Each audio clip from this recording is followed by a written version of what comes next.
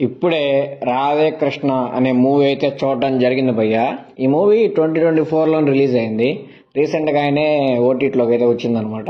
అసలు ఈ మూవీ చూడడానికి మెయిన్ కారణం ఏంటంటే ఏదో చిన్న స్థాయి సినిమా, ఇది చూస్తే నచ్చితే మనం కూడా చెప్తే ఒక 10 మంది చూస్తారు, చిన్న స్థాయి సినిమా కూడా బతుకుతాయి అన్న చిన్న ఆశతో అయితే మూవీ చూశాను భయ్య. నేను ఆ చిన్న ఆశ పెట్టుకుని అయితే మూవీ చూశాను కదా, నువ్వు ఆశలే పెట్టుకోబోకరా, మా మూవీలో కంటెంట్ ఏ ఉండదు, మాది బొక్కలో సినిమా అని చెప్పి మళ్ళీ అయితే ప్రూవ్ చేశాను అనమాట. అసలు ఎంత దారుణంగా ఉందంటే భయ్య సినిమా, ఏముండదు భయ్య సినిమా. ఆ సినిమా కానీ మీరు చూసారంటే ఎలా ఉంటదంటే, చిన్నప్పుడు దూరదర్శన్ లో కొన్ని వచ్చేటి కదా, అంత దారుణంగా ఉంటది అనమాట.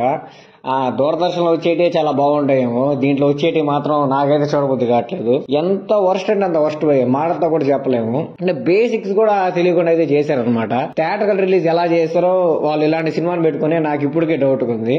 నాకు మెయిన్ గా ఇందులో ఆశ్చర్యం కలిగించే విషయం ఏంటంటే, యూట్యూబ్ లో షార్ట్ ఫిల్మ్స్ లో ఒక అమ్మాయి అయితే యాక్ట్ చేస్తారు భయ్య. చాలా మంచిగానే యూట్యూబ్ లో హీరోయిన్ గా రాణిస్తానే ఉన్నారు. దీంట్లో కూడా ఆమె హీరోయిన్ అనమాట.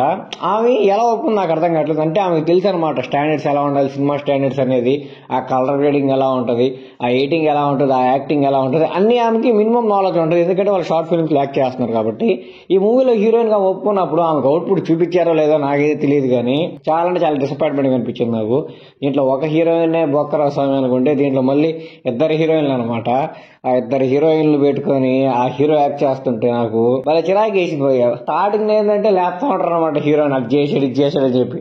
లాస్ట్ చూస్తే హీరో ఏం చేశాడంటే ఏముండదు, డొల్ల సినిమాలో. అసలు కంటెంట్ కాదు కదా, మీరు ఏం ఎక్స్పెక్ట్ చేయబాకండి భయ్య. దీనికంటే అప్పుడెప్పుడు 2000లో వచ్చిన సీరియల్స్ క్వాలిటీ చాలా బాగుంటది అనమాట. ఈ మూవీ క్వాలిటీ మాత్రం నాకు అసలు పూర్తిగా చాలా అంటే డిసప్పాయింట్ చేసింది. నేను ఎంత ఆస్తి అయితే సినిమాని చూడడం స్టార్ట్ చేశానో అంత డిసప్పాయింట్మెంట్ తో సినిమా అయితే ఎండ్ చేశాను అనమాట. మీకు ఎలా ఉంటదంటే, ఆ సినిమా కూడా మీరు ఓపిక గా 2 గంటలు కూర్చొని చూడలేరు భయ్య. అసలు మీ వల్ల కాదనమాట. ఏదో ఫార్వర్డ్ చేసుకుంటా పోతుంటారు, మీ వల్ల కాదు. అసలు ఆ క్యారెక్టర్లు ఏందో అర్థం కాదు.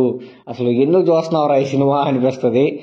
ఎక్కువసేపు కానీ చూసారంటే మీరు ఇంకేమైనా అయిపోతారు అనమాట ఆ సినిమా చూస్తే. సో దయచేసి ఎవరు సినిమా చూసి ఆశ అయితే చేయబాకండి. అసలు ఏం ఉండదు సినిమాలు, ఏమి అసలు అంబో చెప్పుకోవడం కూడా పక్క ఈ సినిమా గురించి. అంత దారుణమైన సినిమా అనమాట రాధే కృష్ణ. 1980 రాధే కృష్ణ మర్చిపోయాను.